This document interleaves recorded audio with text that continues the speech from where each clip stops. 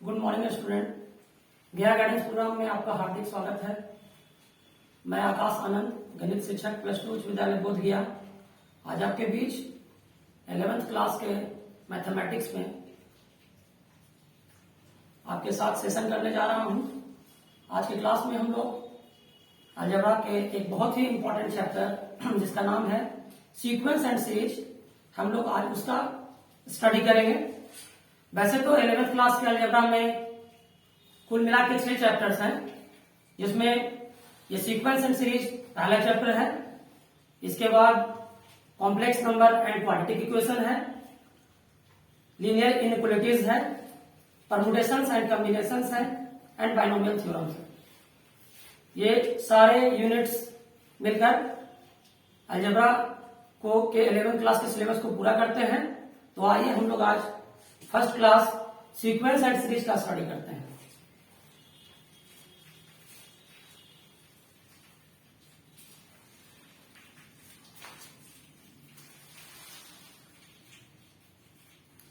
देखिए, सबसे पहले सीक्वेंस एंड सीरीज। सबसे पहले स्टार्ट करने के पहले हम लोग ये जान लें कि सीक्वेंस क्या होता है और सीरीज क्या होता है। तो सीक्वेंस के बारे में हम लोग कहेंगे कि सीक्वेंस बहुत सारे नंबर्स का एक कलेक्शन है, बहुत सारे नंबर्स का एक क्लस्टर है। मतलब ढेर सारे नंबर्स को अगर एक जगह पे लिख दिया जाए तो ऐसा कलेक्शन सीक्वेंस है। लेकिन ढेर सारे नंबर्स को अगर एक साथ हम लिख भी देंगे तो उसको सीक्वेंस कहलाने के लिए कुछ टर्म्स एंड कंडीशंस हैं जिसको फॉलो करना पड़ेगा। जैसे सबसे पहले अगर डिफिनेशन की बात करें तो हम लोग कह सकते हैं कि a sequence is a succession of numbers t1, t2, t3 and dot dot dot up to tn formed in a definite order according to a definite rule. मतलब बहुत सारे नंबर्स अगर एक जगह पे जमा होंगे तो वो सीक्वेंस कहलाएंगे, लेकिन वे सीक्वेंस तभी कहलाएंगे जब वो एक डिफिनिट ऑर्डर को फॉलो करेंगे और उनके सारे टर्म्स एक डिफरेंट रूल को फॉलो करेंगे। यानी कहने का मतलब यह हुआ कि a sequence is a succession of numbers in which all the numbers follow a definite order as well as a certain rule. अगर सारे नंबर्स एक रूल को फॉलो करते हैं, एक डिफिनिट ऑर्डर को फॉलो करते हैं, तभी वो सीक्वेंस कहलाएंगे। और सीक्वेंस के जो नंबर्स होंगे, जैसे हम लिख रहे हैं t1, t2, t3 and so on dot dot dot up to tn, इसके बाद भी जा सकता है। तो ये आप देख रहे हैं कि इतने सारे नंबर्स का कलेक्शन है, ये सीक्वेंस कहलाएगा। लेकिन ये सीक्वेंस कहलाएगा तब जब ये डिफिनिट रूल को फॉलो करे और डिफिनिट ऑर्डर को फॉलो करे। यहां पर t1, t2, t3 लिखने का एक खास वजह है। t4 होता है टर्म, तो अगर हम t1 लिखे तो सीक्वेंस का टर्म 1 है, t2 टर्म 2 है, टर्म 3 है। इस तरह से tn जो है वो इसका nth टर्म है, nवां टर्म है। अब कुछ एग्जांपल्स पे आते हैं। जैसे मान लीजिए कि हम एक एग्जांपल ले रहे हैं 1, 3, 5, 7 एंड डॉट डॉट डॉट। इस एग्जांपल में आप क्या देख रहे हैं कि 1 के बाद 3 है, 3 के बाद 5 है, 5 के बाद 7 है। अगर इसके किसी भी टर्म में से उसके ठीक पहले वाला टर्म घटा रहे हैं, जैसे 7 में से 5 घटा रहे हैं 2 आ रहा है, 5 में से 3 घटा रहे हैं 2 आ रहा है, 3 में से 1 घटा रहे हैं 2 आ रहा है। यानी एक डिफिनेट रूल के अंतर्गत ये लिखा गया है। और ये डिफिनेट रूल क्या है कि इसमें प्रत्येक लेटर टर्म में से इसका फॉर्मल टर्म घटाते हैं तो डिफरेंस सेम आ रहा है। तो इसका मतलब हुआ एक डिफिनेट रूल को फॉलो कर रहा है। और ये कौन से रूल को फॉलो कर रहा है, तो हम यहां पर कह सकते हैं ये 2n-1 रूल को फॉलो कर रहा है। जहां n क्या है, यहां पर n है नंबर ऑफ टर्म, और नंबर ऑफ टर्म जो है हमेशा नेचुरल नंबर होगा। नेचुरल नंबर हमेशा 1 से स्टार्ट होता है। तो अगर हम इस रूल में 1 पुट करेंगे तो 2 into 1 - 1 1 आ जाएगा। 2 पुट करेंगे 2 into 2 - 1 3 आ जाएगा। अगर इसमें n बराबर 2 पुट करेंगे 2 into 2 4 - 1 2 पुट करेंगे तो 5 या 3 पुट करेंगे तो यहाँ पर 5 आ जाएगा। तो इस तरह से चलते चला जाएगा। तो इसका मतलब ये एक रूल को फॉलो कर रहा है। इसके आगे और भी एग्जाम्पल्स हम लोग देख सकते हैं। जैसे मान लीजिए हम यहाँ पर लिख रहे हैं 2, -4, 8, -16 एंड डॉट डॉट। इसमें आप देखिए कि अगर हम लेटर टर्म में से फॉरवर्ड टर्म को डिवाइड करें तो ये लेटर टर्म है -16, ये चौथा टर्म है। -16 में अगर हम 8 से डिवाइड करते हैं -2 आ रहा है, या 8 में हम -4 से डिवाइड कर रहे हैं -2 आ रहा है, या -4 में 2 से डिवाइड कर रहे हैं -2 आ रहा है। इसका अर्थ ये हुआ कि इसमें प्रत्येक लेटर टर्म में अगर मतलब फॉर्मल टर्म से डिवाइड करते हैं तो रेशियो हमेशा कांस्टेंट आ रहा है। तो ये भी एक डेफिनेट रूल को फॉलो कर रहा है। हम कहें तो ये इस रूल को फॉलो कर रहा है। कौन से रूल को फॉलो कर रहा है? -2n इस रूल को फॉलो कर रहा है, जहां n क्या है? नंबर ऑफ टर्म है, नेचुरल नंबर है। उसी प्रकार से एक और देख लेते हैं एग्जाम्पल। 1 है, 1/2 है, 1/3 है, 1/4 है, डॉट ये अप टू 1/n है। तो ये भी एक रूल को फॉलो कर रहा है। कौन से रूल को फॉलो कर रहा है? 1/n रूल को फॉलो कर रहा है। अगर n बराबर 1 रखेंगे तो 1/1 यानी 1, 2 रखेंगे तो 1/2, 1/3 रखेंगे 1/3, 4 रखेंगे 1/4। इसका अर्थ यह हुआ ये जो सीक्वेंस है एक रूल को फॉलो कर रहा है, और नॉट ओनली रूल, ये एक ऑर्डर को भी फॉलो कर रहा है। क्योंकि ऑर्डर को हम इसलिए बोल रहे हैं क्योंकि पहला टर्म है तो इसको हम पहले ही स्थान पर रखेंगे, दूसरा टर्म है तो दूसरे ही स्थान पर रखेंगे, तीसरा टर्म है तो तीसरे ही स्थान पर रखेंगे। अगर हम टर्म को इधर उधर करेंगे तब फिर ये सीक्वेंस नहीं कराएगा, क्योंकि यहाँ पर ऑर्डर को भी ध्यान में रखना है।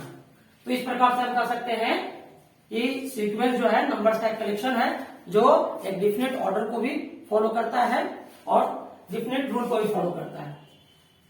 ओके, इसमें -2 टू पावर n है, इस रूल को फॉलो कर रहा है। ठीक है, ओके। अब देखिए इतना जान लेने के बाद अगर हम एक फंक्शन के टर्म में बात करते हैं कि सीक्वेंस को हम लोग फंक्शन के टर्म में कैसे डिफाइन करेंगे। आपको तो पता है कि फंक्शन क्या है, एक रिलेशन है। जैसे आप देख लीजिए यहां पर हमने सीक्वेंस को फंक्शन के रूप में लिखा। यहां पर fn इक्वल टू 2n-1, यानी जो फंक्शन है n का फंक्शन है जो 2n-1 रूल के द्वारा रिप्रेजेंट किया गया है। तो ये एक फंक्शन है, और आपको पता है कि फंक्शन में डोमेन होता है और रेंज होता है। तो अगर हम लोग सीक्वेंस को डिफाइन करेंगे फंक्शन के जैसा तो हम कह सकते हैं कि sequence is defined as a function. Sequence जो है एक प्रकार का फंक्शन है जिसका डोमेन जो होता है, जिसका डोमेन जो है या तो एक नेचुरल नंबर का सेट है या नेचुरल नंबर का सबसेट है, और इसका जो रेंज होता है वो एक रियल नंबर r होता है। आप यहां देख लीजिए कि fn equal to 2n-1 where n belongs to n, small n belongs to capital n। यहां स्मॉल n जो है नंबर ऑफ टर्म है और कैपिटल n जो है वो नेचुरल नंबर का सेट है।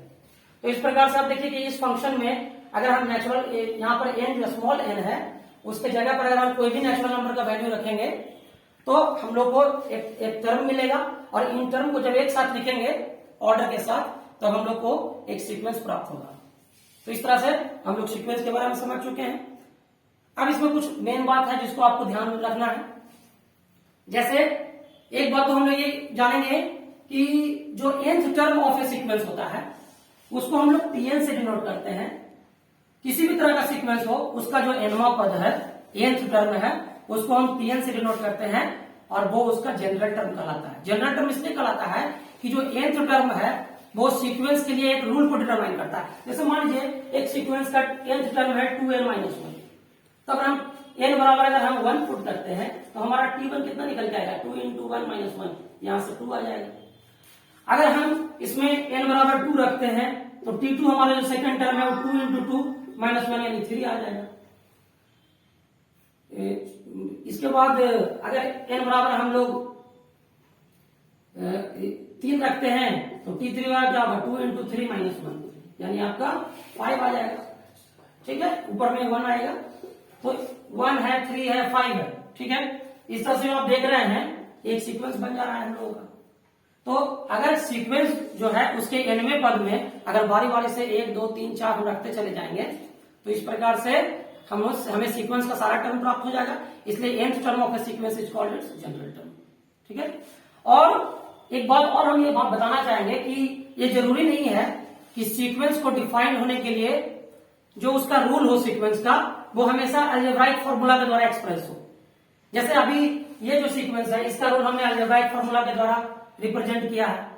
इसके अलावा बहुत सारे सीक्वेंस है जिनको हम अलजेब्राइक फार्मूला के रूप में उसके रूल्स को हम एक्सप्रेस कर सकते हैं। लेकिन ये जरूरी नहीं है कि सीक्वेंस हमेशा एक अलजेब्राइक फार्मूला वाले रूल को ही फॉलो करे। ऐसा भी हो सकता है कि सीक्वेंस जो है किसी आर्बिट्ररी रूल को फॉलो करे। जैसे मान लीजिए कि हम एक ऐसा सीक्वेंस लिखते हैं जिसका nवां टर्म जो है, nth टर्म जो है वो है nth प्राइम नंबर। तो यहां पर कोई मैथमेटिकल फॉर्मूला नहीं है इस सीक्वेंस का, हम यहां पर tn बराबर nth प्राइम नंबर लिख रहे हैं, यानी कि जो nवां टर्म है वो nवां प्राइम नंबर है। तो अगर हम इसमें t1 पुट करेंगे तो हमको लिखना पड़ेगा इस पहला प्राइम नंबर। तो पहला प्राइम नंबर कौन है? 2 है। पहला प्राइम नंबर 2 है, एक को प्राइम नंबर नहीं कहते हैं। एक जो है वो प्राइम नंबर भी नहीं है, कंपोजिट नंबर भी नहीं है, तो सबसे छोटा प्राइम नंबर हमारा 2 होता है। उसके बाद हम n बराबर 2 पुट करेंगे तो हमारा दूसरा प्राइम नंबर 3 मिलेगा। n बराबर 3 पुट करेंगे तो तीसरा प्राइम नंबर 5 मिलेगा। उसके बाद n बराबर 4 पुट करिएगा तो चौथा प्राइम नंबर 7 मिलेगा। तो इस प्रकार से 2, 3, 5, 7 इस प्रकार से ये भी एक सीक्वेंस है जिसमें जो nth टर्म है वो nवें प्राइम नंबर को रिप्रेजेंट कर रहा है, लेकिन ये किसी मैथमेटिकल या अलजेब्राइक फार्मूला को फॉलो नहीं कर रहा है। ठीक है, तो इस प्रकार से सीक्वेंस के बारे में हम लोग समझ चुके हैं। अब सीक्वेंस में जानने के बाद अब हम लोग को सीरीज के बारे में जानना होगा। सीरीज किसको कहते हैं? सीरीज अगर किसी सीक्वेंस के टर्म के बीच में अगर एडिशन या सब्सट्रैक्शन का साइन आ जाए, हम लोग अगर एडिशन भी बोलेंगे तो काम चलेगा, क्योंकि सब्सट्रैक्शन भी एक प्रकार का एडिशन है, जिसमें नेगेटिव टर्म को ऐड कर दे तो सब्सट्रैक्शन हो जाता है। तो अगर सीक्वेंस के टर्म इस तरह से हैं t1, t2, t3, t4 and dot dot dot, इस तरह से अगर एक सीक्वेंस के टर्म्स हैं और इन सीक्वेंस के टर्म्स के बीच अगर हम एक प्लस का साइन लगा दे रहे हैं, देखिए इस प्रकार से अगर प्लस का साइन लगाते चले जाएं तो इस प्रकार सीक्वेंस जो है वो सीरीज का फॉर्म ले लेगा। तो हम ये कह सकते हैं कि by adding the terms of A sequence, अगर हम किसी सीक्वेंस के टर्म्स को ऐड करते हैं तब हम लोग को सीरीज प्राप्त होता है। जैसे मान लीजिए 1, 3, 5, 7 एंड डॉट डॉट डॉट, ये जो है आपका एक सीक्वेंस है और इनके टर्म के बीच हम प्लस लगा दिए तब ये क्या बन गया? तब ये हमारा सीरीज बन गया। उसी तरह से मान लीजिए 2 है, 4 है, 6 है, 8 है, इस तरह से है। अगर इस सब में अगर हम प्लस लगाते चले गए तो भी ये क्या बन गया? एक सीरीज बन गया। तो इस तरह से जब सीक्वेंस के सारे टर्म्स को जोड़ दिया जाता है तो वो सीरीज बन जाता है। जैसे 2 है, 4 है, 8 है, 16 है, इसको भी अगर हम जोड़ते हैं, देखिए सब एक डेफिनेट रूल को फॉलो कर रहा है। ये अर्थमेटिक प्रोग्रेशन के रूल को फॉलो कर रहा है, ये ज्योमेट्रिक प्रोग्रेशन के रूल को फॉलो कर रहा है। तो ये सब सीक्वेंस है और सभी सीक्वेंस के बीच अगर हम लोग टर्म्स के बीच में प्लस या माइनस का साइन लगाते हैं, माइनस का साइन भी लगा सकते हैं, तो इस प्रकार से वो सीक्वेंस जो है वो एक सीरीज बन जाता है। ठीक है, अब इसके बाद हम लोग बात करते हैं types of sequence and series. हम लोग अब बात करेंगे कि कितने तरह के सीक्वेंस और कितने तरह के सीरीज होते हैं। तो हम लोग ये कर सकते हैं कि सीक्वेंस और सीरीज को 2 टाइप्स में बांटा गया है, फाइनाइट सीक्वेंस या फाइनाइट सीरीज, इनफाइनाइट सीक्वेंस या इनफाइनाइट सीरीज। तो ये फाइनाइट कब होगा? अगर किसी सीक्वेंस के टर्म्स जो होंगे अगर लिमिटेड होंगे, जिनको गिना जा सकता है, जिनकी गिनती संभव हो, तो वो फाइनाइट सीक्वेंस होगा। यानी फाइनाइट सीक्वेंस वो होगा या फाइनाइट सीरीज वो होगा जिनके टर्म्स को हम लोग गिन सकते हैं। जैसे मान लीजिए कि 2 है, 5 है, 7 है, 9 है और ये 4 ही टर्म इसमें है, तो ये फाइनाइट सीक्वेंस हुआ। हम लिख दिए 5 + 7 + 9 + 11, तो ये जो है ये हमारा फाइनाइट सीरीज हुआ। यानी जो फाइनाइट सीक्वेंस या फाइनाइट सीरीज होगा उसमें नंबर ऑफ टर्म्स जो होंगे फाइनाइट होंगे, लिमिटेड होंगे, यानी इनकी गिनती संभव होगी। लेकिन कुछ ऐसे भी सीक्वेंस या कुछ ऐसे भी सीरीज हैं जिनके टर्म्स को गिनना संभव नहीं है, क्योंकि वो अनंत तक जाते हैं, इन्फिनिटी तक जाते हैं, उनमें नंबर ऑफ टर्म्स इनफाइनाइट होता है। जैसे आप देख लीजिए यहां जो एग्जाम्पल दिए हैं 1, 3, 9, 27 एंड डॉट डॉट डॉट 2187 यानी 2187। यानी यहाँ पर जितने भी टर्म्स यहाँ लास्ट टर्म यहाँ पर दिख रहा है, तो लास्ट टर्म जिसमें दिख रहा है या इस सीरीज में देखिए 1, 5, 9, 13 डॉट डॉट डॉट 197 है, इसमें भी लास्ट टर्म दिख रहा है। तो जहां लास्ट टर्म दिख रहा है उसको हम लोग क्या कहेंगे कि वो फाइनाइट है। लेकिन जिसमें लास्ट टर्म नहीं दिखता, जैसे आप देखिए 3 है, 5 है, 7 है, 9 है, 11 है डॉट डॉट डॉट, इसमें लास्ट टर्म नहीं दिख रहा है क्योंकि पता ही नहीं कि कब एंड करेगा। या इसमें देख लीजिए 1 है, 4 है, 16 है, 64 है, 256 है, यहां भी लास्ट टर्म हम लोग को पता नहीं है। लास्ट टर्म नहीं पता है तो हम लोग इसको कंटिन्यूअस वे में डॉट डॉट डॉट देकर के छोड़ देते हैं। तो इस प्रकार हम लोग कहेंगे कि ये इनफाइनाइट सीक्वेंस है, यानी किसी सीक्वेंस का या सीरीज का फाइनाइट होना या इनफाइनाइट होना डिपेंड करता है उसके नंबर ऑफ टर्म्स पे। अगर उसमें नंबर ऑफ टर्म्स फाइनाइट है तो सीक्वेंस फाइनाइट होगा, अगर नंबर ऑफ टर्म्स फाइनाइट नहीं है, इनफाइनाइट है, तो वो इनफाइनाइट सीक्वेंस होगा। ठीक है, चलिए हम लोग सीक्वेंस और सीरीज भी समझ चुके हैं।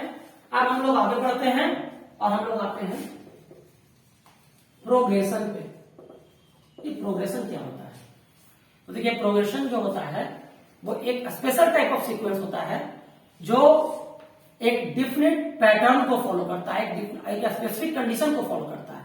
यानी whenever A sequence is expressed in a specific pattern under a specific condition, in that case sequence becomes a progression. यानी प्रोग्रेशन क्या है? तो प्रोग्रेशन एक ऐसा सीक्वेंस है जो एक डिफरेंट स्पेसिफिक पैटर्न को और स्पेसिफिक कंडीशन को फॉलो करता है। तो देखिए तीन तरह के प्रोग्रेशन होते हैं। हम लोग टाइप्स ऑफ प्रोग्रेशन की बात करें तो तीन तरह के प्रोग्रेशन होते हैं। ये तीन तरह के प्रोग्रेशन होते हैं, एपी, जीपी और एचपी। एपी का मतलब होता है अरिथमेटिक प्रोग्रेशन, जीपी का मतलब होता है ज्योमेट्रिक प्रोग्रेशन और एचपी का मतलब होता है हार्मोनिक प्रोग्रेशन। तो देखिए आपका जो सीक्वेंस एंड सीरीज जो चैप्टर है वो बेसिकली ये प्रोग्रेशन पर आधारित है। इसमें आपको यही पढ़ना है, प्रोग्रेशन के बारे में पढ़ना है, अरिथमेटिक प्रोग्रेशन के बारे में पढ़ना है, ज्योमेट्रिक प्रोग्रेशन के बारे में पढ़ना है और हार्मोनिक प्रोग्रेशन अब सिलेबस से थोड़ा हटा दिया गया है तो हम लोग थोड़ा उसको भी देख लेंगे। लेकिन अभी सिलेबस में आपका अरिथमेटिक प्रोग्रेशन और ज्योमेट्रिक प्रोग्रेशन है, पुराने सिलेबस में हार्मोनिक प्रोग्रेशन भी था, लेकिन उसके बारे में थोड़ा जान लेंगे, जानने में क्या हर्ज है। अब जो है हम लोग बात करते हैं अरिथमेटिक प्रोग्रेशन की। ये अरिथमेटिक प्रोग्रेशन क्या होता है? What do you mean by arithmetic progression? तो देखिए हम लोग अरिथमेटिक प्रोग्रेशन की बात करते हैं, अरिथमेटिक प्रोग्रेशन जिसको हम लोग शॉर्ट में बोलते हैं एपी। देखिए अरिथमेटिक प्रोग्रेशन क्या है, इसका डिफिनेशन हम लोग जानते हैं। अरिथमेटिक प्रोग्रेशन क्या है? तो नंबर्स का एक ऐसा सीक्वेंस है जिसमें फर्स्ट टर्म को छोड़कर बाकी किसी भी टर्म में से अगर उसके ठीक वाला पहले वाला टर्म जो प्रीसीडिंग टर्म होता है अगर उसको हम घटाएं और घटाने पर डिफरेंस हमेशा एक जैसा कांस्टेंट आता है, तब हम लोग उसको बोलते हैं अरिथमेटिक प्रोग्रेशन है। यानी डिफाइन करना है तो हम लोग कहेंगे कि a sequence of numbers is said to be an arithmetic progression if the difference of its any of the term except first term from its preceding term always remains the same, that is constant. यानी arithmetic progression numbers का एक ऐसा sequence है जिसके किसी भी term में से उसके ठीक पहले वाला टर्म अगर घटाएं और डिफरेंस हमेशा सेम आए तो ऐसा सीक्वेंस अरिथमेटिक प्रोग्रेशन कहलाता है। और ये जो कांस्टेंट डिफरेंस आ रहा है इसको हम लोग कॉमन डिफरेंस करते हैं। जैसे देख लीजिए अगर अरिथमेटिक प्रोग्रेशन को T1, T2, T3, T4 and dot dot dot अगर हम Tn से रिप्रेजेंट करते हैं तो ये आप देख लीजिए कि अगर हम सेकेंड टर्म में से फर्स्ट टर्म घटाएंगे तो T2 माइनस T1 या थर्ड टर्म में से सेकेंड टर्म घटाएंगे तो T3 minus T2, fourth term में से थर्ड टर्म घटाएंगे T4 माइनस T3 और इस तरह से अगर हम nth टर्म में से अगर n माइनस 1 टर्म घटाते हैं और डिफरेंस हमेशा क्या है? सेम आए। ये तो कांस्टेंट डिफरेंस जो है इसको हम लोग बोलते हैं कॉमन डिफरेंस और हमेशा डिफरेंस सेम आता है। एक बात याद रखिएगा कि फर्स्ट टर्म में से किसी को नहीं घटाया जाता है क्योंकि फर्स्ट टर्म के पहले कोई टर्म नहीं है। तो कॉमन डिफरेंस निकालने का तरीका है latter term minus common term. तो हमेशा सेकेंड टर्म में से फर्स्ट टर्म घटेगा, लेकिन फर्स्ट टर्म के पहले क्योंकि कोई टर्म नहीं है तो फर्स्ट टर्म को किसी टर्म से घटाया नहीं जा सकता। इस बात को हम लोग ध्यान में रखेंगे। एग्जांपल देख लेते हैं हम लोग अरिथमेटिक प्रोग्रेशन का। कुछ और एग्जांपल देखिए, जैसे 1 है, 4 है, 7 है, 10 है और 13 है एंड डॉट डॉट डॉट है। अब देख लीजिए कि 13 जो है इसका पांचवा टर्म है, पांचवें टर्म में से चौथा टर्म घटा रहे हैं यानी T5 में से T4 घटा रहे हैं तो 13 माइनस 10 3 आ गया, या T4 में से T3 घटा रहे हैं 10 में से 7 गया 3 आ गया, या 7 में से 4 गया 3 आ गया, या 4 में से गया 3 आ गया। यानी यहाँ पर कॉमन डिफरेंस भी जो है वो कितना है? 3 है।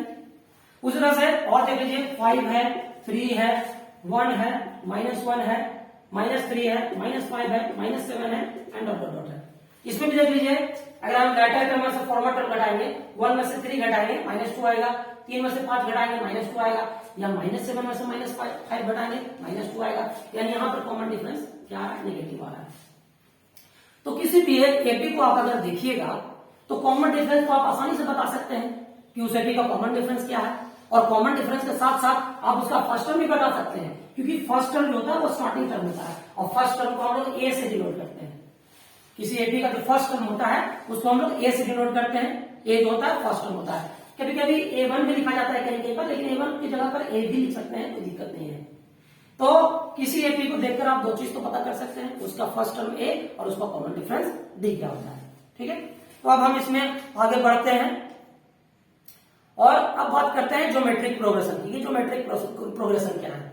अभी तक हम लोग अर्थमेटिक प्रोग्रेशन के बारे में जान चुके हैं, अब थोड़ा ज्योमेट्रिक प्रोग्रेशन के बारे में जानेंगे कि ज्योमेट्रिक प्रोग्रेशन किसको कहते हैं। तो देखिए, ज्योमेट्रिक प्रोग्रेशन जो है वो भी नंबर्स का एक ऐसा सीक्वेंस है जिसके किसी भी टर्म में से, पहले टर्म को छोड़कर किसी भी टर्म में से अगर उसके पहले वाले टर्म में डिवाइड करें और रेशियो हमेशा कांस्टेंट है।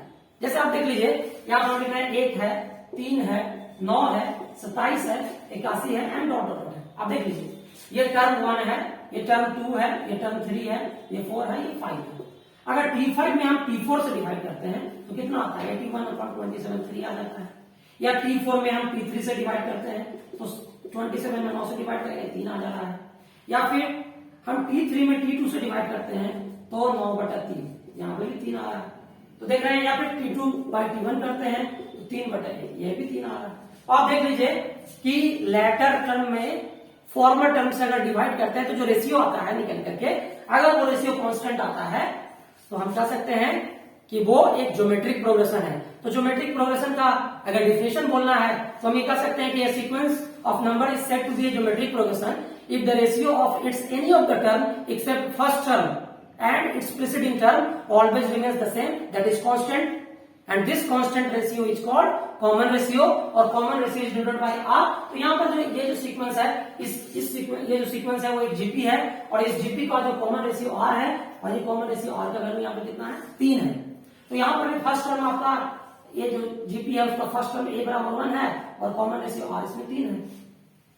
तो इस तरह से हम लोग ज्योमेट्रिक प्रोग्रेशन के बारे में जान चुके हैं। अब हम लोग आगे बढ़ते हैं और बात करते हैं हार्मोनिक प्रोग्रेशन की। देखिए, हार्मोनिक प्रोग्रेशन जो है 11th क्लास के पुराने सिलेबस में था, नए सिलेबस में हटा दिया गया है, बट हम लोग थोड़ा इस पर भी फोकस कर लेते हैं क्योंकि कंपटीशन में क्वेश्चन हार्मोनिक प्रोग्रेशन से भी पूछे जाते हैं। तो हार्मोनिक प्रोग्रेशन क्या है? तो देखिए, सिंपली हार्मोनिक प्रोग्रेशन अगर किसी सीक्वेंस, कोई सीक्वेंस हार्मोनिक प्रोग्रेशन तब होगा जब उस सीक्वेंस के सभी टर्म्स के जो रेसिप्रोकल्स होंगे। रेसिप्रोकल समझते हैं आप लोग? जैसे मान लीजिए कोई टर्म ए है तो उसका रेसिप्रोकल क्या हो जाएगा? 1/a। जैसे 3 है, 3 का रेसिप्रोकल क्या हो जाएगा? 1/3। तो अगर किसी सीक्वेंस के जो रेसिप्रोकल्स हैं अगर वो एपी में हो तब वो कहा जाएगा कि वो सीक्वेंस एक हार्मोनिक प्रोग्रेशन है।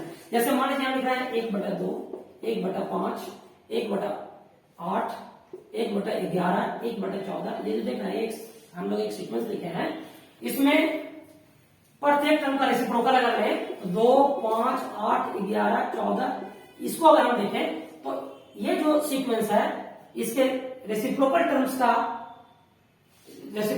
को अगर हम लेते हैं तो रेसिप्रोकल टर्म्स जो है एक एपी को फॉर्म कर रहे हैं। तो इस तरह से ऐसा सीक्वेंस हम लोग कहेंगे कि हार्मोनिक प्रोग्रेशन है। ये जो सीक्वेंस होगा इसको हम लोग हार्मोनिक प्रोग्रेशन कहते हैं। यानी a sequence of number is said to be in harmonic progression if the reciprocal of their terms are in A। इस तरह से हम लोग हार्मोनिक प्रोग्रेशन के बारे में जान चुके हैं। अब देखिए, हम लोग तीनों तरह के प्रोग्रेशन तो पढ़ चुके हैं, लेकिन 11th क्लास के जो सिलेबस में अर्थमेटिक प्रोग्रेशन का अलग चैप्टर है, ज्योमेट्रिक प्रोग्रेशन का अलग चैप्टर है, तो हम लोग बारी बारी से स्टडी करेंगे। तो सबसे पहले हम लोग को हार्मोनिक अर्थमेटिक प्रोग्रेशन के बारे में पढ़ना है। देखिए, अर्थमेटिक प्रोग्रेशन जो पहला चैप्टर आपका है जिससे आप प्रॉब्लम सॉल्व कर पाएंगे वो अर्थमेटिक प्रोग्रेशन का है। तो देखिए, अर्थमेटिक प्रोग्रेशन में एक बहुत इंपॉर्टेंट थ्योरम है और वो थ्योरम है किसी एपी का nth टर्म निकालना। nth टर्म उसका जनरल टर्म होता है। किसी भी एपी का nth टर्म अगर निकालना है तो हम लोग कैसे निकालेंगे और उससे हम लोग इस एपी को लिख भी सकते हैं। जैसे मान लीजिए कि कोई एपी है, उसका पहला टर्म 1 है, दूसरा टर्म मान लीजिए 4 है, तीसरा टर्म 7 है, चौथा टर्म 10 है, उसके बाद 13 है। तो आप देख रहे हैं, क्या देख रहे हैं कि 13 में से 10 गया 3, 10 में से 7 गया 3, 7 में से 4 गया 3 या 4 में से गया 3। हमने एक एपी लिख दिया है। इस एपी का फर्स्ट टर्म 1 है और कॉमन डिफरेंस 3 है। तो अगर आपसे कोई कह दे कि बताइए इस एपी का 100वां टर्म क्या होगा, इस एपी का 50वां टर्म क्या होगा, इस एपी का 35वां टर्म क्या होगा, तो इज इट पॉसिबल कि आप उसको हाथ पे काउंट करके बताएं? नहीं संभव है। आप बताइएगा भी कैलकुलेट करके तो गलत भी हो सकता है। तो उसके लिए एक फॉर्मूला है जिससे आप किसी एपी का मन चाहा टर्म निकाल सकते हैं। The term which you wish to find your desired term can be obtained. आप जिस टर्म को निकालना चाहते हैं वो टर्म आप निकाल सकते हैं। तो उसके लिए एपी के nth टर्म को निकालने के लिए एक फॉर्मूला है Tn equal to a plus n minus 1 into d. देखिए ये एक फॉर्मूला है। आपको पता है ना कि किसी भी एपी का पहला टर्म तो मालूम रहेगा a, कॉमन डिफरेंस भी मालूम रहेगा d। आपको जो वाला भी टर्म निकालना है, जैसे मान लीजिए 35वां टर्म निकालना है, तो a मालूम है, d मालूम है, और n की जगह पर अगर 35 पुट करिएगा तो आपको 35वां टर्म निकल जाएगा।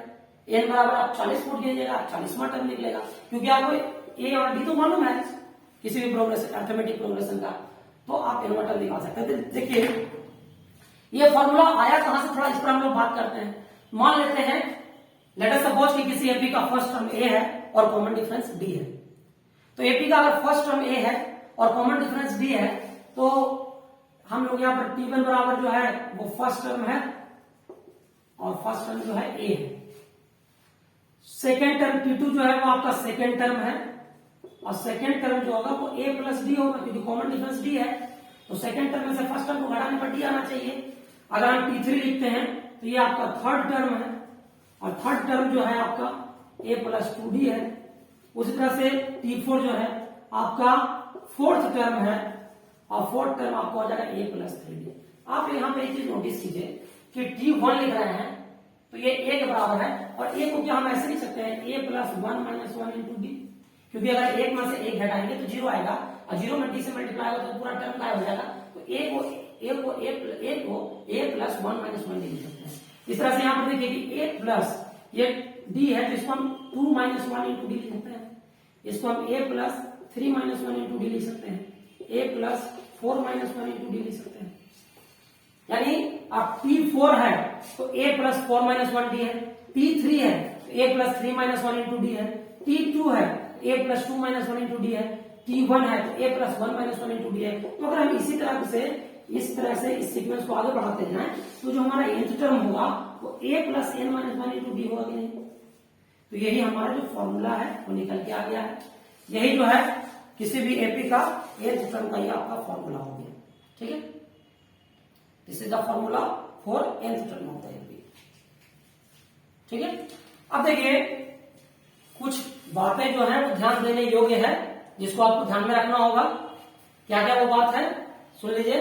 पहला तो है कि nth term is also called general term of the AP. किसी एपी का nth टर्म उसका जनरल टर्म कहलाता है। इसलिए कहलाता है क्योंकि nth टर्म जो होता है वो एक रूल प्रोवाइड करता है, एक अलजेब्राइक फॉर्मूला प्रोवाइड करता है, और उस फॉर्मूला को उस अर्थमेटिक प्रोग्रेशन का सारा टर्म फॉलो करता है। इसलिए एपी का जो nth टर्म है वो उसका जनरल टर्म है। उसके बाद एक बात और ध्यान में रखेंगे कि अगर किसी एपी का फर्स्ट टर्म a है, कॉमन डिफरेंस d है, तो हम लोग first term a, second term a plus d, third term a plus 2d, fourth term a plus 3d and dot dot dot and so on, इसी तरह से आगे चलते चला जाएगा। ठीक है, और देखिए देखिए इसमें एक बात और हम लोग समझेंगे कि किसी एपी में n टर्म है तो nवां टर्म उसका लास्ट टर्म होगा। अगर n से ज्यादा टर्म भी किसी एपी में हो सकता है, तो अगर किसी एपी में n टर्म है, टोटल n टर्म है, तो nवां टर्म उसका लास्ट टर्म होगा। तो उस केस में क्या होता है कि nth टर्म जो होता है वो लास्ट टर्म होता है, और लास्ट टर्म को हम लोग स्मॉल l से डिनोट करते हैं। तो यहाँ पर ये बहुत इंपॉर्टेंट है कि if an AP has n terms then nth term is called the last term of the AP and is denoted by small l। और देखिए जब ये चीज हम लोग पढ़ चुके हैं तो अब इसमें एक चीज और हम लोग को समझना पड़ेगा, एक इंपॉर्टेंट ऑब्जर्वेशन है जो आपको समझना पड़ेगा कि अगर मान लीजिए कि हम लिखते हैं बिगिनिंग से किसी एपी को लिखते हैं, तो बिगिनिंग से जब एपी को लिखते हैं तो फर्स्ट टर्म a है, second term a plus d है, third term a plus 2d है, fourth term a plus 3d है and dot dot dot dot होता है। तो nवां टर्म क्या होता है a plus n minus 1 into d होता है। तो यहां पर हम एपी बिगिनिंग से एंड की ओर जा रहे हैं, और ये क्या है, ये आपका nवां टर्म है जो कि लास्ट टर्म है। अगर मान लेते हैं कि एपी में टोटल n टर्म है तो nवां टर्म उसका लास्ट टर्म होगा, लास्ट टर्म को हम लोग n से डिनोट करते हैं। तो हम अगर बिगिनिंग से इंड की ओर जा रहे हैं इस एपी में, तो हम देख रहे हैं कि कॉमन डिफरेंस डी जो है प्लस होते चला जा रहा है। लेकिन आप विचार कीजिए कि अगर हम उल्टा करते हैं, इंड से बिगिनिंग की तरफ आते हैं, जैसे a प्लस 3d से a प्लस 2d की ओर आ रहा है, या a प्लस 2d से a प्लस d की ओर आ रहा है, या a प्लस d से a की ओर आ रहा है, तो आप इंड से बिगिनिंग की ओर आ रहे हैं, तो आप क्या देख रहे हैं कि एक एक डी घटते चला जा रहा है। देख लीजिए a प्लस 3d से हो गया a plus 2d, a plus 2d से हो गया a प्लस d, और a प्लस d से हो गया a।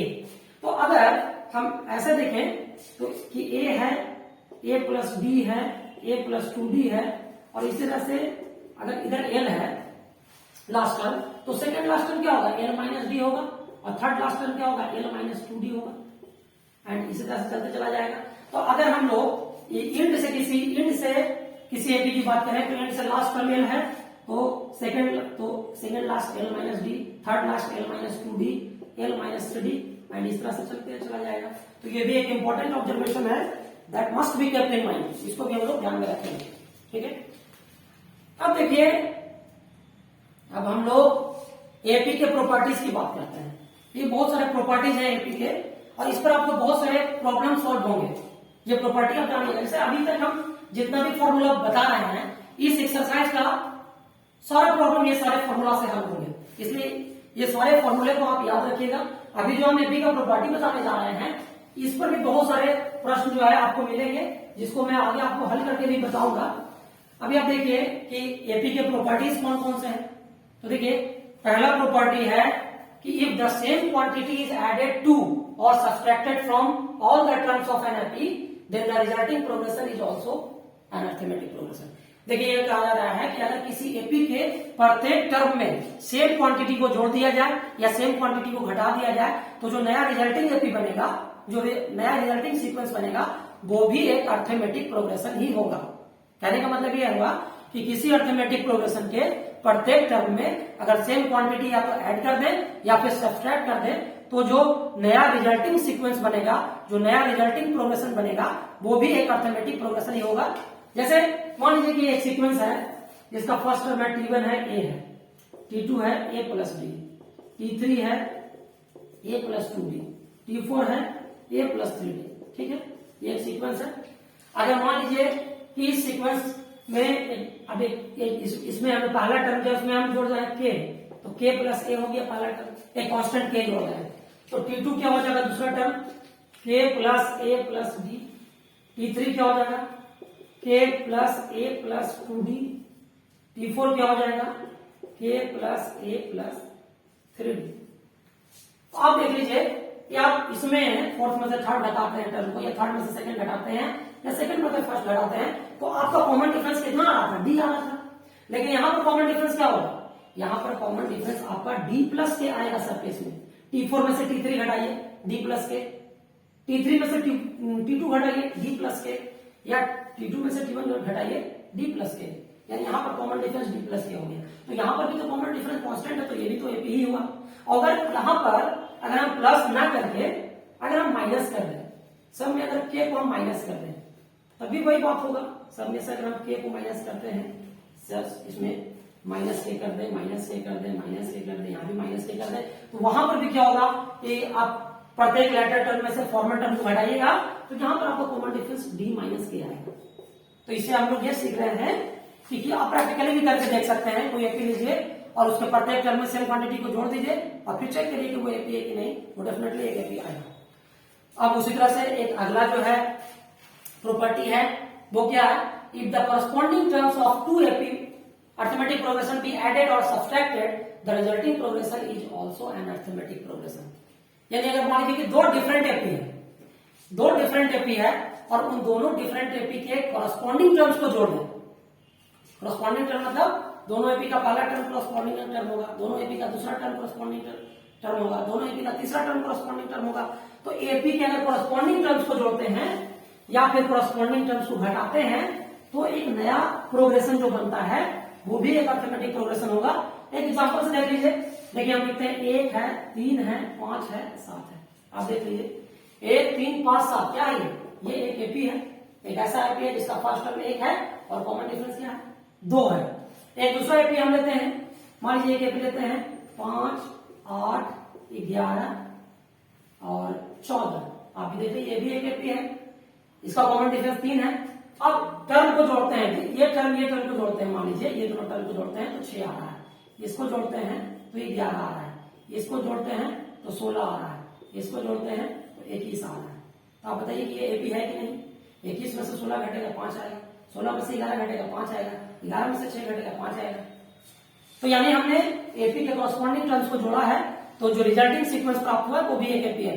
और ये एडिशन के साथ साथ सब्ट्रैक्शन में भी होगा। अगर आप घटा के भी देख लीजिए, घटा दीजिए सबको, घटाने पर भी देखिए यहाँ -4, यहाँ पर आपका आ जाएगा -5, यहाँ पर आपका आ जाएगा ये आपका हो जाएगा -6, ये आपका आ जाएगा -7। तो आप देखिए ये भी एक एपी है, इसका कॉमन डिफरेंस क्या है? -1 है।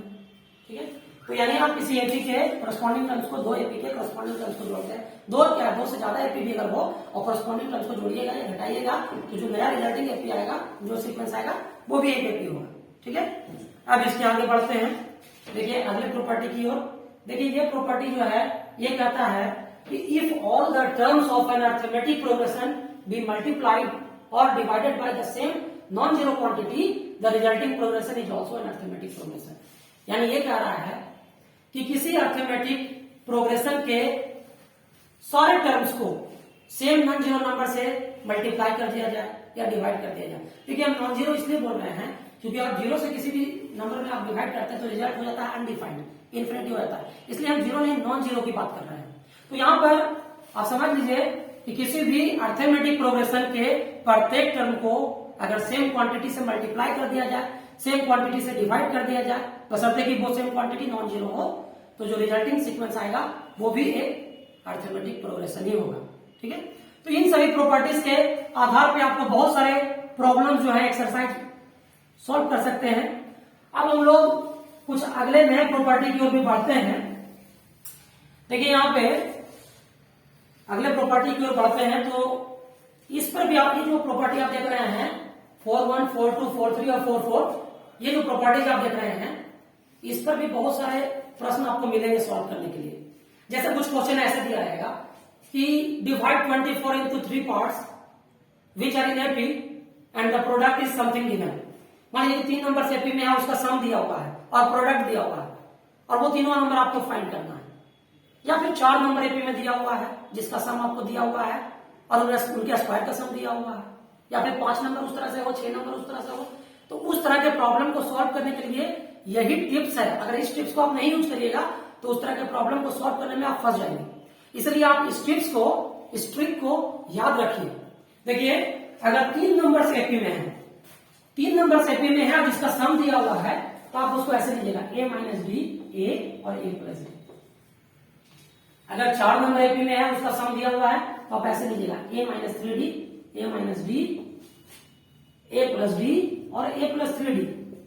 अगर 5 नंबर एपी में है तो कैसे लेंगे a minus 2d, a minus D, a plus D, नहीं a minus D, a plus D और a प्लस 2d। इस तरह से आप लेंगे 5 नंबर एपी में है। अगर आपका 6 नंबर एपी में है तब कैसे लेंगे a minus 5d, a minus 3d, a minus D, a plus D, a plus 3d और a प्लस 5d। आप ये एकदम मेमोराइज कर लीजिए इस चीज को, क्योंकि इस तरह के जो प्रॉब्लम्स आएंगे आपको यही रूल अप्लाई करके बनाना होगा। क्योंकि आप अगर कुछ दूसरा अपनाएंगे तो आपका प्रॉब्लम कॉम्प्लिकेटेड हो जाएगा, आप नहीं बना पाएंगे। इसलिए इसको याद रखना बहुत ही जरूरी है, आप इसको याद रखिए। ठीक है, तो देखिए आज आपका जो एक्सरसाइज है उससे रिलेटेड जितने भी थ्योरी पोर्शन थे, जितने भी इंपॉर्टेंट फॉर्मूला थे, जो भी कॉन्सेप्ट थे, वो सारे मैंने अब तक डील कर दिए हैं। अब हम लोग कुछ प्रॉब्लम्स देखते हैं कि किस तरह के प्रॉब्लम्स आपको एक्सरसाइज में मिलेंगे और उसी के आधार पे आप घर पे बैठ करके प्रैक्टिस कर सकते हैं। देखिए मैथमेटिक्स जो है वो एक प्रैक्टिस का चीज है। आप कितना भी थ्योरी बना जानिए, कितना भी कॉन्सेप्ट दिमाग में रखिए, जब तक आप प्रैक्टिकली प्रॉब्लम सॉल्व नहीं करेंगे तब तक आप उसमें स्किल नहीं हासिल कर सकते हैं। तो इसलिए अब हम लोग बारी बारी से अलग अलग तरह के प्रॉब्लम्स को देखते हैं और उस पर हम लोग सॉल्व करते हैं। देखिए जैसे एक बेसिक क्वेश्चन हम यहां पर लिए हैं। ये बेसिक क्वेश्चन है which term of the AP 4, 9, 14, 19 ... is 109। मतलब कहता है कि इस एपी का कौन सा टर्म जो है 109 होगा। देखिए एक एपी है, 4 है, 9 है, 14 है, 19 है एंड डॉट डॉट डॉट है। कहा जा रहा है कि इस एपी का कौन सा टर्म जो है 109 होगा। मतलब हम लोग को नहीं पता है कि इसका कौन सा टर्म 109 होगा। तो उसके लिए आपको जो फॉर्मूला बताए हैं, ये फॉर्मूला बताया है Tn equal to a plus n minus one into d. आप इसको अप्लाई कीजिए। इसको इसलिए अप्लाई कीजिए क्योंकि आपको ए दिया हुआ है, आपको डी दिया हुआ है और आपसे पूछा जा रहा है कि 109 इसका पहला टर्म है। तो एक तरह से आपको Tn भी दिया हुआ है, तो आपको एन का वैल्यू निकाल देना है। तो हम इस तरह के प्रॉब्लम में क्या करेंगे, सीधा लिखेंगे कि यहाँ पर ए बराबर कितना है, 4 है और डी बराबर कितना है। डी कैसे निकलता है, सेकेंड टर्म में से फर्स्ट टर्म घटाते हैं, तो 9 में से 4 घटाएंगे तो 5 आ गया। और जिस टर्म को पूछा जा रहा है कि ये कौन सा टर्म है, तो हम मान लेते हैं कि let 109 is the nth term of the AP. ऐसा हम लोग लिखेंगे, प्रॉब्लम सॉल्व करते समय हम लोग लिखेंगे कि let nth term of the given AP is 109। तो उस स्थिति में क्या होगा, Tn बराबर आपका 109 हो गया। तो अब क्या करेंगे, आपको इसका वैल्यू निकालना है तो n का वैल्यू निकालना है। देखिए प्रॉब्लम सॉल्व करने के पहले आप देख लीजिए कि आपको क्या क्या दिया हुआ है, क्या कैलकुलेट करना है, तो आपको सॉल्व करने में एकदम आसानी होगी। तो आप यहाँ पर n बराबर व्हाट कर दिए हैं, फॉर्मूला लगाइए Tn equal to a plus n minus one into d. अब बताइए कि यहाँ पर Tn कितना है, Tn आपका जो है वो 109 दिया हुआ है, a आपका कितना है 4 है और n माइनस वन ये नहीं पता है और d जो है आपका 5 है। तो आप क्या कीजिएगा, इसको इधर घटाइएगा करके, तो 109 minus 4 equal to n minus one into 5 और यहाँ पर आपका हो जाएगा 105 equal to n minus one into 5 और ये आपका 21 बार में कट गया, तो n माइनस वन 21 हो गया, आपका n जो है वो 22 आ गया। तो हम कहेंगे कि इस एपी का जो 22वां टर्म है वो होगा 109। देखिए आपका सॉल्यूशन भी है, Tn यहाँ पर मानेंगे let the nth term of the given AP be 109। पहले क्या क्या दिया हुआ लिख दिए, a बराबर 4, d बराबर 9 माइनस 4 इक्वल टू 5 और Tn का फॉर्मूला लगा दिए। इस तरह से 22वां टर्म जो है वो 109 होगा। चलिए हम लोग अब अगले प्रश्न की ओर बढ़ते हैं। अगला प्रश्न जो है वो क्या है, इसको थोड़ा सा हम लोग देख लें। अब जो हमारा नेक्स्ट क्वेश्चन है उसकी ओर हम लोग बढ़ रहे हैं और उसकी हम लोग बात करते हैं। अब यहाँ पर एक एपी है, 7 है, 14 है, 19 है एंड डॉट डॉट डॉट 205। ये जो क्वेश्चन है वो कह रहा है कि how many terms are there in the AP 7, 14, 19 and dot dot dot 205। देखिए यहाँ पर आप देखिए तो ये एक फाइनाइट एपी है, क्योंकि यहाँ पर लास्ट टर्म दिया हुआ है, तो ये एक फाइनाइट सीक्वेंस है या फाइनाइट एपी है। और आपसे पूछा जा रहा है कि बताइए कि 205 इसका कौन सा टर्म है, क्या टर्म है इसका। तो यहां पर भी वही काम करेंगे। आप देख लीजिए कि यहां पर जो फर्स्ट टर्म आपका ए है वो 7 दिया हुआ है, कॉमन डिफरेंस निकलेगा, सेकेंड टर्म में से फर्स्ट टर्म को घटाएंगे तो यहाँ पर 6 आ गया। और हम लोग मान लेते हैं कि इसका हम लोग जो है यहाँ पर लास्ट टर्म को Tn मान लेते हैं और Tn हमारा 205 है, यानी हम लोग को n का वैल्यू निकालना है। तो अब देखिए यहाँ पर Tn equal to a plus n minus one into d. यहाँ पर Tn जो हमारा 205 है, a जो है हमारा 7 है, n माइनस वन और d कितना है हमारा, d जो है 6 है। अब हम लोग क्या करेंगे, 205 माइनस 7 करेंगे बराबर n माइनस वन इंटू 6। यहाँ पर आपका 205 में से 7 जाएगा 198 equal to n minus one into 6 आएगा। तो यहाँ से n माइनस वन जो है वो 198/6 यानी आपका 34 आ जाएगा। ठीक है, तो 33 आएगा, सॉरी 33 आएगा, 3 6 18 33 आएगा। तो यहाँ पर आपका जो है 33 जो होगा इसका 205 जो इसका 33वां टर्म होगा। ठीक है,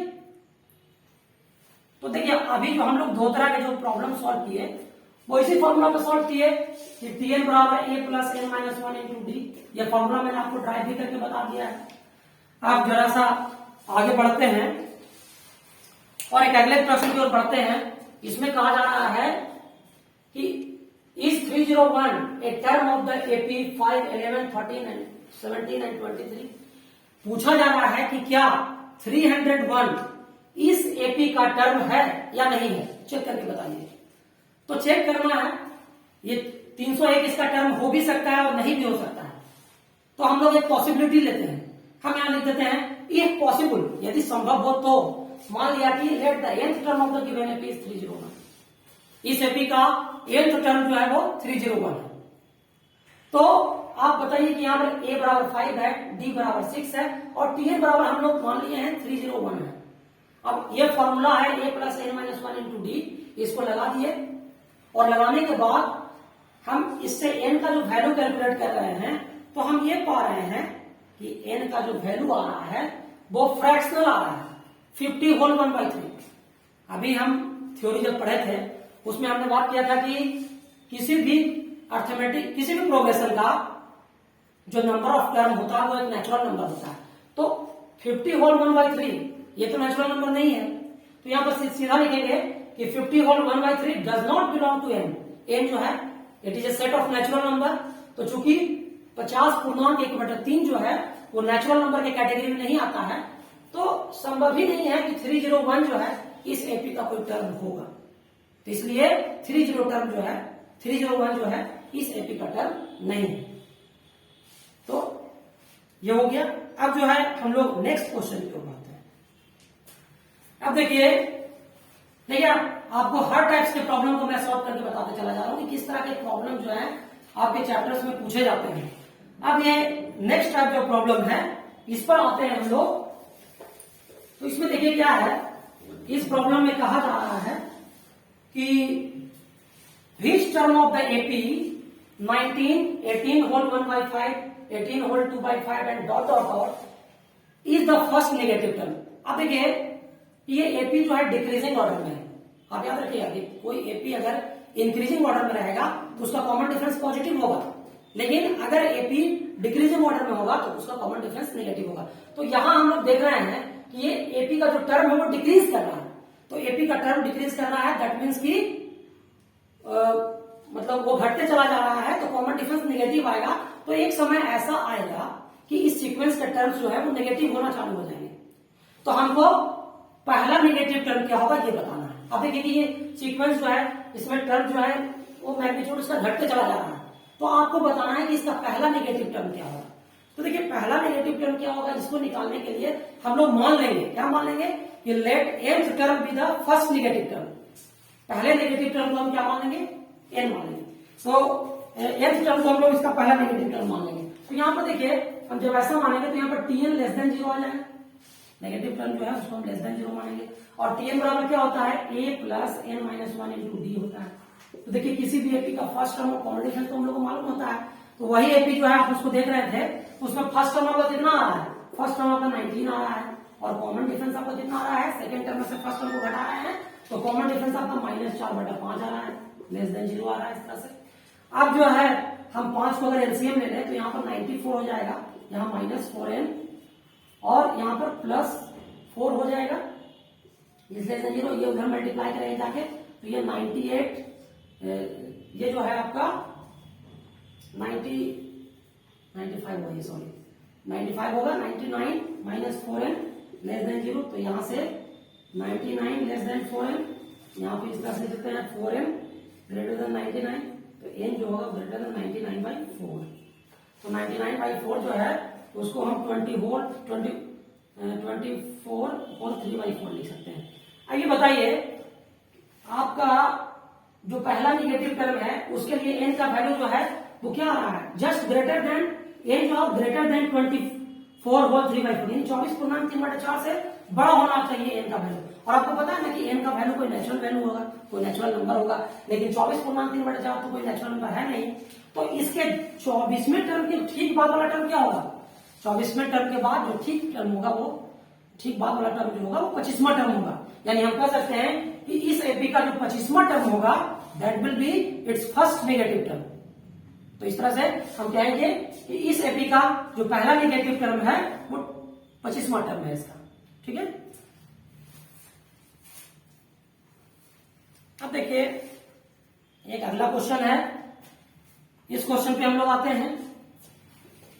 अगला जो क्वेश्चन हमारा है इसमें कहा जा रहा है कि अगर किसी प्रोग्रेशन का, अब किसी प्रोग्रेशन का जो nth टर्म है, या कहा जा रहा है कि if the nth term of the progression is a linear expression in n then so that it is a AP.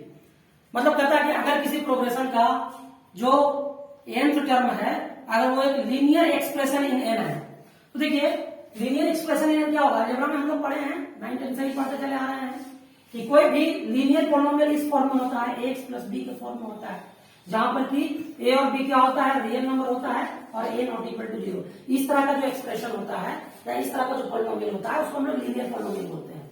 तो यहां पर कहा जा रहा है कि लीनियर पॉलिनोमियल जो है वो लीनियर एक्सप्रेशन जो है वो n में है, तो यहाँ x जब n पुट करेंगे तो ये an प्लस b होगा आपका, जहां की a और b क्या होगा, रियल नंबर होगा और a नॉट इक्वल टू 0 होगा। तो किसी प्रोग्रेशन का जो एनवा टर्म है ये tn इस तरह से आप देखिए इस तरह से है, an प्लस b है, ठीक है। अब हमको बताना है कि ये एपी का टर्म होगा, तो एपी का टर्म बताने के लिए क्या करेंगे, हम यहाँ पर एनवा टर्म है तो हम n माइनस वन टर्म निकालते हैं। अगर n की जगह पर n माइनस वन पुट करेंगे तो क्या होगा, n की जगह पर अगर हम n माइनस वन पुट करेंगे तो उसके ठीक पहले वाला टर्म निकलेगा। तो देखिए यहाँ पर अगर tn बराबर a plus n plus b है तो ये an minus one plus b होगा, इसको हम लिख सकते हैं an minus a plus b। और हम क्या करते हैं, लेटर टर्म में से फॉर्मल टर्म को घटाते हैं, तो लेटर टर्म तो हमारा tn है, उसमें से tn माइनस वन को घटाएंगे तो क्या होगा, an प्लस b, इसमें से घटेगा an minus a plus b, तो क्या होगा ये an plus b minus an plus a minus b। तो आप देखिए कि an से an कैंसिल हो जाएगा, b से b कैंसिल हो जाएगा, बच जाएगा सिर्फ कांस्टेंट हमारे पास a। तो देखिए आपको पता है ना कि अगर लेटर टर्म में से फॉर्मल टर्म घटाएं और डिफरेंस हमेशा कांस्टेंट आए तो a क्या है, a तो एक कांस्टेंट है, a इज रियल नंबर, इसमें कहीं पर कोई वेरिएबल लगा हुआ नहीं है, तो इसका वैल्यू चूंकि n से इंडिपेंडेंट है, वेरिएबल n से इसका वैल्यू इंडिपेंडेंट है, ये एक कांस्टेंट है। और आप जानते हैं कि वैसा प्रोग्रेशन एपी होता है जिसमें लेटर टर्म में से फॉर्मल टर्म को घटाते हैं और डिफरेंस हमेशा सेम आता है, तो वैसे प्रोग्रेशन को हम लोग एपी बोलते हैं। तो इससे प्रूफ हो गया कि जो गिवन सीक्वेंस है वो एक एपी है, ठीक है। अब देखिए अब हम लोग थोड़ा आगे बढ़ते हैं। इस तरह का प्रॉब्लम जो है प्रॉपर्टीज के आधार पर जो हम प्रॉपर्टी आपको बताए थे कि यहाँ क्वेश्चन है कि ए बी सी एपी में है तो दिखाना है कि B plus c plus a और ए प्लस बी भी एपी में होगा।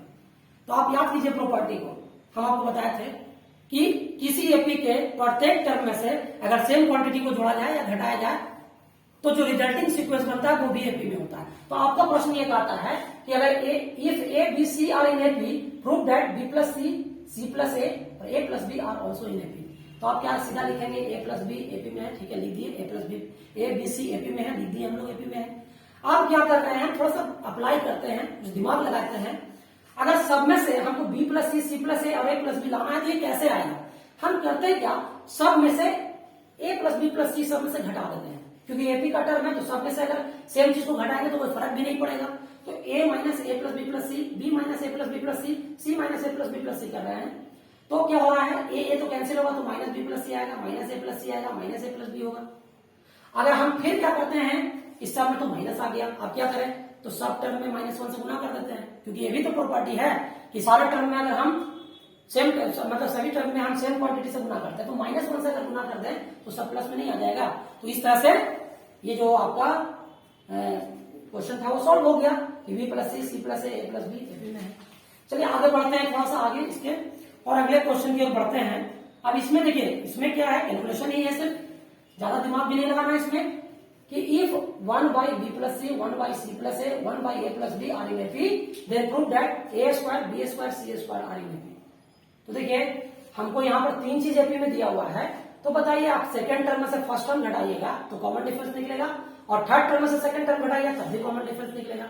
तो आप जो है second term minus first term और third term minus second term करके इक्वेट कर रहे हैं, और इक्वेट करने के बाद जब हम इसको सिंप्लीफाई कर रहे हैं तब क्या पा रहे हैं कि सिंप्लीफाई करते करते आपका आ रहा है कि b square minus a square बराबर c square minus b square, यानी कि second term minus first term बराबर third term minus second term, इसका मतलब a square b square c square जो है वो एपी में।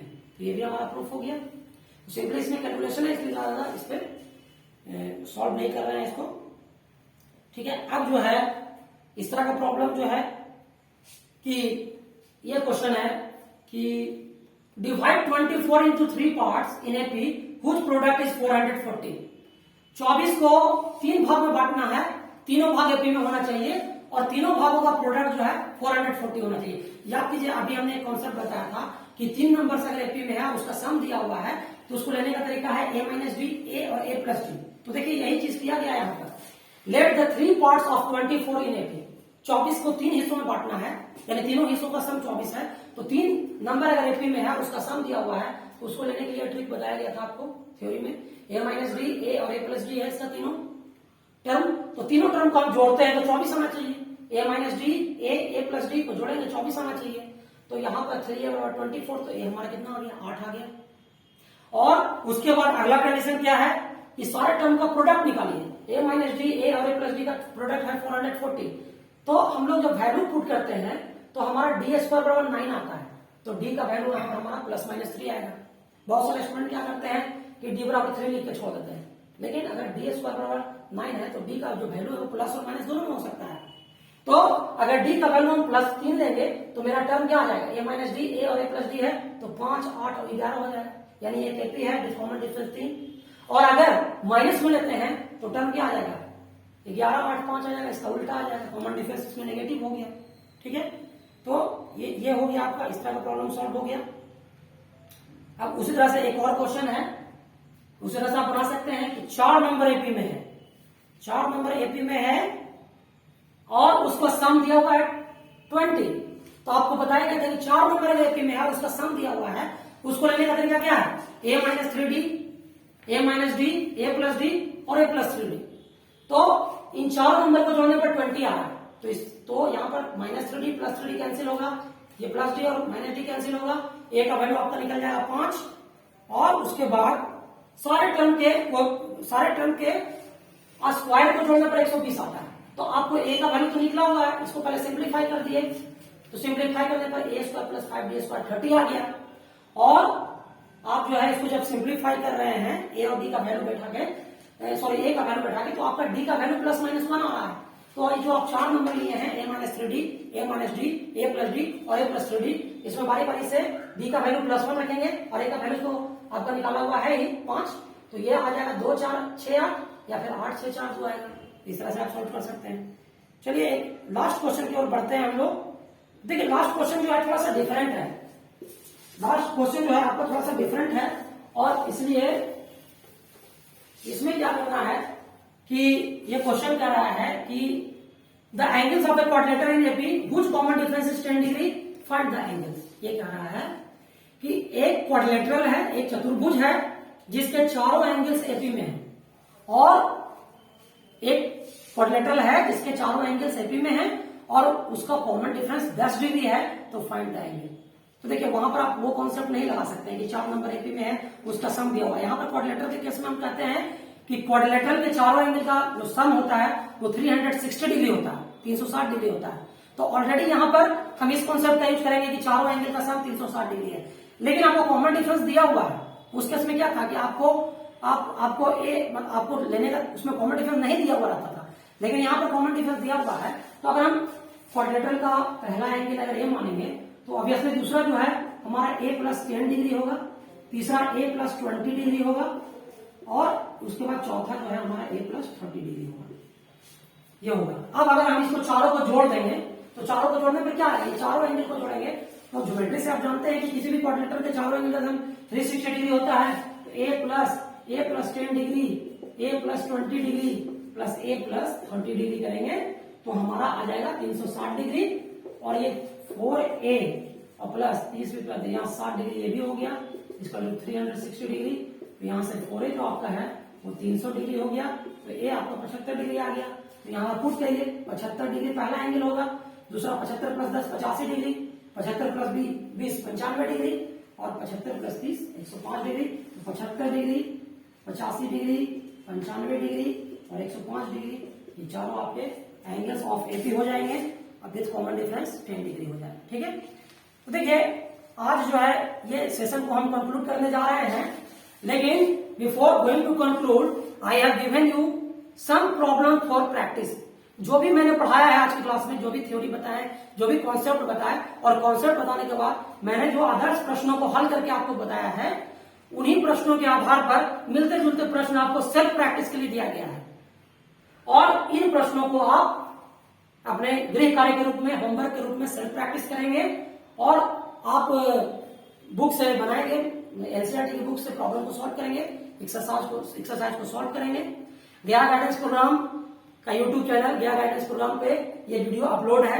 डिस्क्रिप्शन बॉक्स में आपको इस चैप्टर के नोट्स भी मिल जाएंगे, आप वहां से नोट्स भी प्राप्त कर सकते हैं और ये होमवर्क भी आपको वहां से मिल जाएगा। आप इस वीडियो को अधिक से अधिक लाइक करें, शेयर करें और इस चैनल को सब्सक्राइब करें और अधिक से अधिक इसका लाभ उठाएं और वीडियो को बार बार देखें। जहां पर भी कोई कॉन्सेप्ट में प्रॉब्लम है तो कमेंट सेक्शन में जाकर आप उसको लिख सकते हैं, हम उसको सॉल्व करेंगे। धन्यवाद।